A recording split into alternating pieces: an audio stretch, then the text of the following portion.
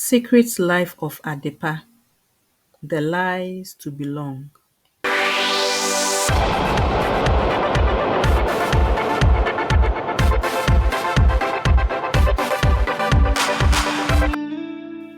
On the outskirts of the bustling city of Accra lived a young girl named Adepa with her mother, Ante Akos. Their lives were filled with struggles as Ante Akos lost her husband many years ago. Ante Akos, with a rare skin condition which makes her look very old, is also blind in one eye. She worked tirelessly, selling food and doing many jobs just to provide for the two of them. Despite her many sacrifices, Adepa felt ashamed of her mother because of her appearance and looks. In school, Adepa hid her background. She pretended to be from a wealthy family to fit in with her rich classmates, just like a wannabe. She even changed her name to Serafina to sound more sophisticated. She was determined to keep her secrets, working hard to ensure no one discovered the truth about her life at home. When Adepa graduated from secondary school and went to university, she told everyone that her parents lived abroad and that she lives in her parents' mansion with her strict aunts. She was always living fake extravagant life by stealing from her mother and also borrowing from friends and neighbors outside campus. She was always full of debts. In the second year at the university, she met Kwabena, a kind and a handsome young man from a wealthy family. They bonded as friends and later fell in love, but Adepa continued to conceal her fake life. Kwabena often asked to meet her parents, but Adepa always made excuses. He didn't even want him to know about her mother nor their poor living conditions. When Kwabena took her to meet his father, Adepa was very nervous but managed to keep up her pretense. After graduating from the university, Adepa got a job at Kwabena's father's company as an accountant. A year later, Kwabena proposed to her as their love grew stronger. Adepa was overjoyed but also terrified. She needed to introduce her parents to Kwabena and his father. How does she do this? She hired fake parents to pose as her mother and father and some few family members.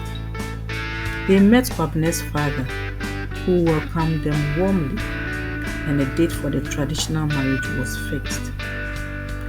On the morning of the ceremony, Ante Akos rose early to begin her workday, completely unaware that it was her daughter's special day. As she went about her business, she encountered an old friend. "Why didn't you invite me to your daughter's important event? And why aren't you dressed for the occasion?" her friend asked. The look of surprise on Ante Akos' face was evident. "Where did you hear that my daughter is getting married?" Ante Akos asked, her voice trembling. "Stop joking around. Everyone knows about the wedding," her friend responded. Ante Akos was struck with silence. Her shock was clear. Sensing something was wrong, her friend urged her to follow her. When they arrived at the marriage venue, Ante Akos could scarcely believe her eyes as she saw Adepa getting married. As the celebration continued, Adepa saw her mother standing there, looking at her in shock. She ignored her and quickly instructed a security guard to remove her from the premise. Ante Akos tried to explain to the guard, but the guard wouldn't listen to her and threw her out. Her friend screamed, "That's the bride's mother! That's Adepa's mother!" causing a commotion.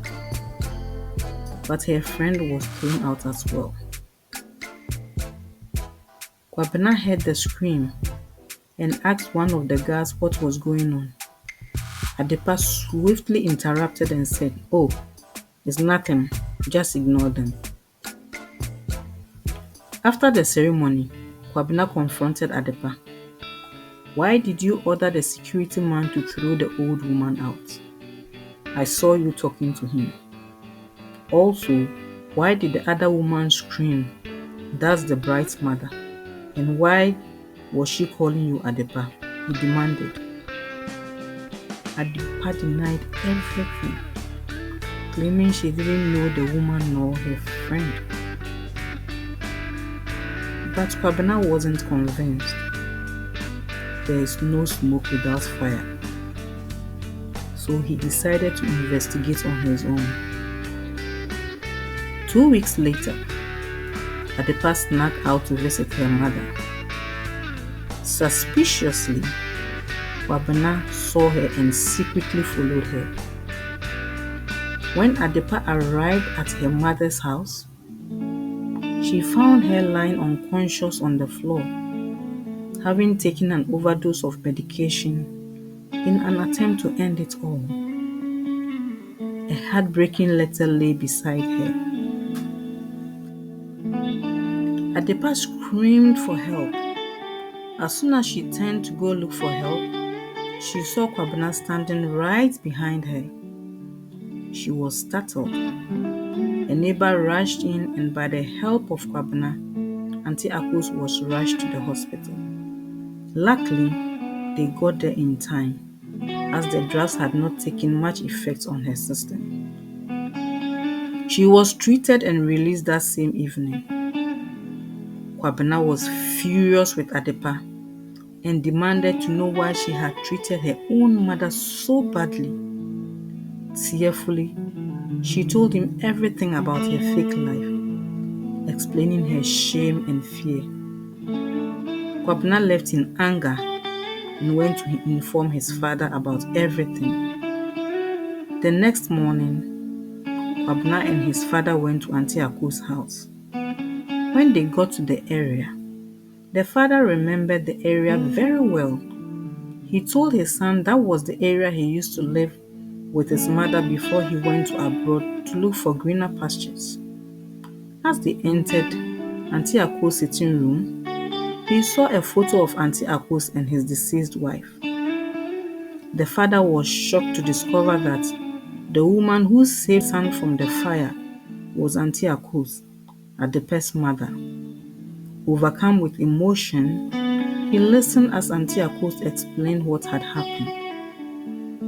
Ante Akos explained her ordeal of how she was severely burnt trying to save her daughter, her son, and the wife from the fire, and hospitalized for months, which resulted in her not able to see with one eye. Kwabena's father revealed that he had taken his son abroad for treatment after the death of his wife, believing everyone else had died in the fire, as he was told by some neighbors that Ante Akos and her daughter did not survive in the hospital. Adepa begged for forgiveness from her mother, Kwabena, and his father. But Kwabena was unwilling to forgive her and ready to divorce her, fearing she might treat him the same way if things went wrong. After months of pleading from both Adepa and Ante Akos, Kwabena finally forgave her. Kwabena's father also took Ante Akos to abroad for proper medical care. Adepa and Kwabena rebuilt their relationship, and a year later, they welcomed a beautiful set of twins in their lives. Adepa learned to appreciate and honor her mother, who continued to be a major part in her life.